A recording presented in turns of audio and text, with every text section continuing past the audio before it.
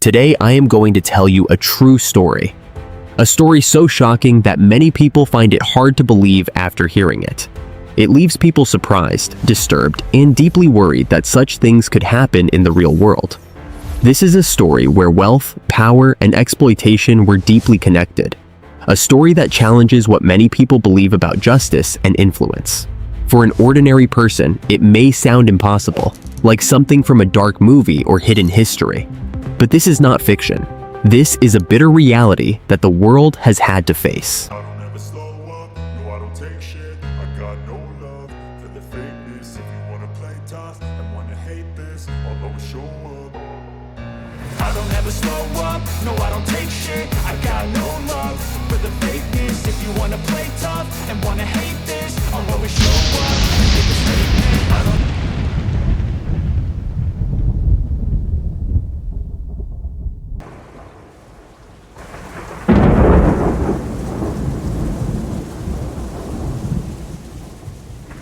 What if the most powerful battles in the world are no longer fought with tanks and missiles, but with investments, acquisitions, and silent financial influence?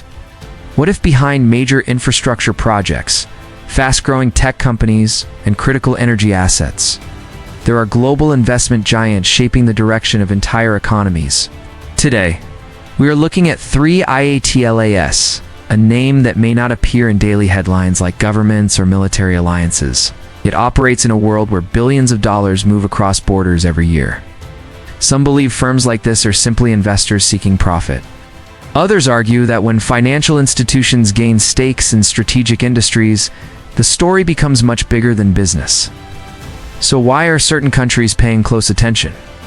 Why do regulators sometimes step in when foreign-backed investment firms expand into sensitive sectors? And is this really about targeting a company or about protecting national interests in a new era of economic competition? To understand this, we first need to look at the roots. 3i Atlas is associated with 3i Group, a major global private equity firm headquartered in London. Founded decades ago, 3i has grown into a powerful investment institution with stakes in infrastructure, healthcare, technology, consumer businesses, and logistics across multiple continents. Private equity firms like 3i do not just trade stocks. They buy significant ownership in companies, restructure operations, improve profitability, and often influence long-term strategy. When such firms invest in ports, data centers, energy networks, or defense-linked supply chains, their influence extends beyond boardrooms, begins touching national security, employment, supply chains, and even geopolitical leverage. In today's interconnected world, economic power has become a strategic weapon. Governments in countries like the United States, China, and the United Kingdom increasingly review foreign investments to ensure critical industries remain protected.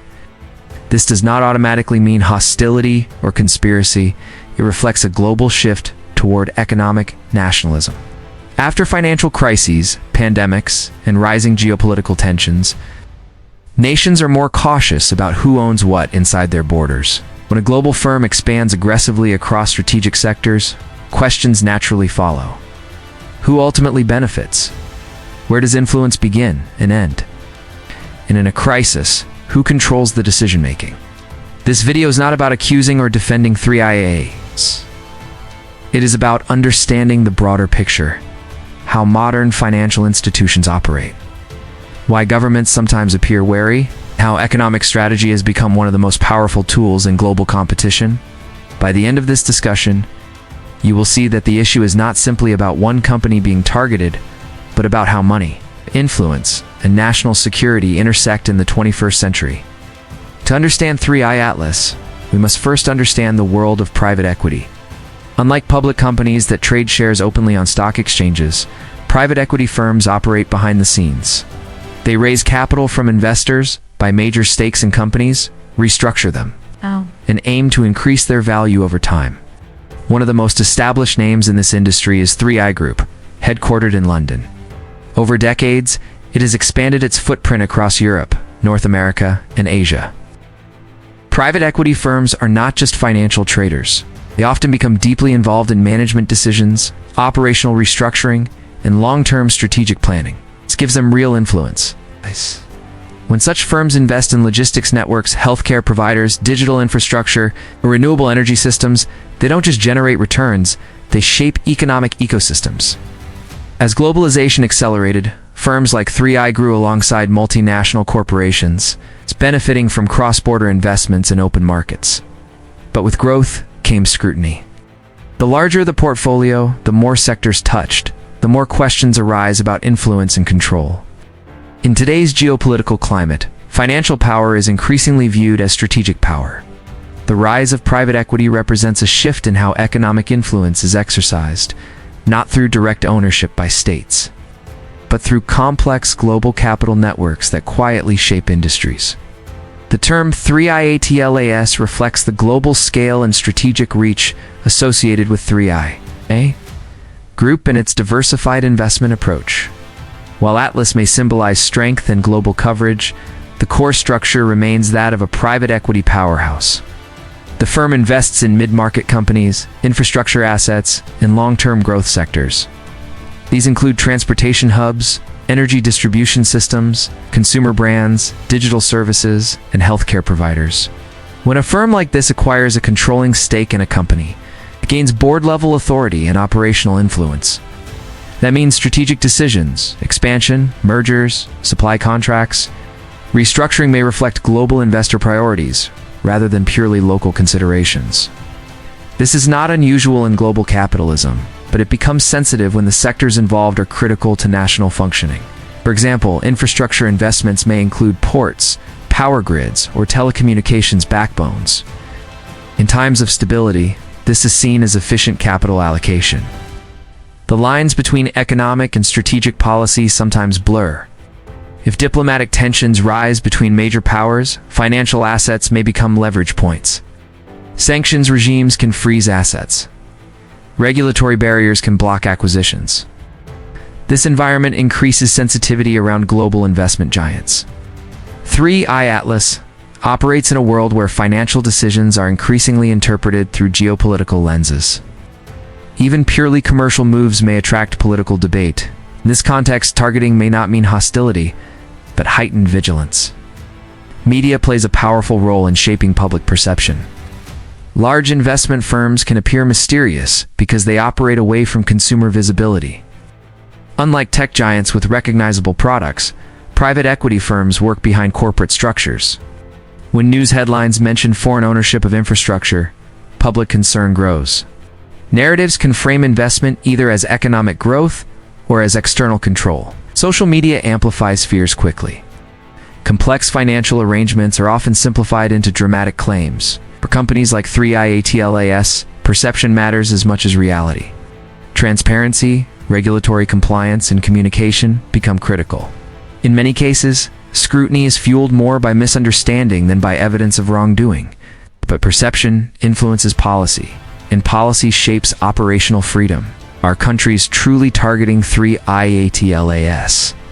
Or are they strengthening regulatory frameworks broadly? Investment review mechanisms now exist in multiple advanced economies. They apply to all major foreign investors, not one specific firm. However, when a company grows large and diversified, it naturally falls within regulatory focus. Governments evaluate risk based on sector, ownership structure, and geopolitical context. From the firm's perspective, this may feel restrictive. From a government's perspective, it may feel protective.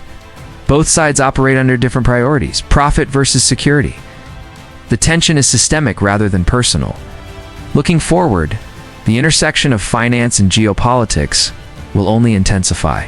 Capital will continue to flow globally, but under tighter oversight.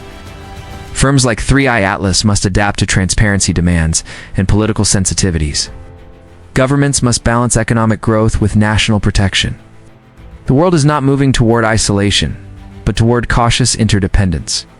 In this evolving landscape, private equity remains powerful, not because it commands armies, but because it commands capital. And in the 21st century, capital is one of the most influential forces shaping global power structures. As we come to the end of this investigation, one thing becomes clear. The story of 3i Atlas is not about conspiracy, and it is not about one company being singled out without reason. It is about the changing nature of global power. In the past, influence was measured in military strength and political alliances. Today, it is also measured in ownership, investment portfolios, infrastructure stakes, and financial leverage. Firms associated with 3i Group operate in a world where capital moves faster than diplomacy, and where boardroom decisions can have consequences that reach far beyond balance sheets. When countries review or restrict foreign investments, it does not automatically mean hostility. It often reflects caution in an era of rising geopolitical tension and economic uncertainty. Governments want to protect strategic sectors. Investors want stable returns and long-term growth. Between these two priorities lies a delicate balance. What some describe as targeting may actually be a broader shift toward economic security and regulatory oversight. The real question is not whether 3i Atlas is being targeted. The deeper question is this: how should modern nations manage global investment in a world where economic power is deeply connected to national security? Can global capital and sovereign protection coexist without conflict? And as private equity continues to expand into critical industries, will transparency and cooperation become the new standard? In the 21st century, power is no longer only about territory. It is about influence. And influence increasingly flows through financial networks. Understanding this reality helps us move beyond fear and toward informed discussion. Because in today's interconnected world, the battle for the future may not be fought on the battlefield, but in the marketplace.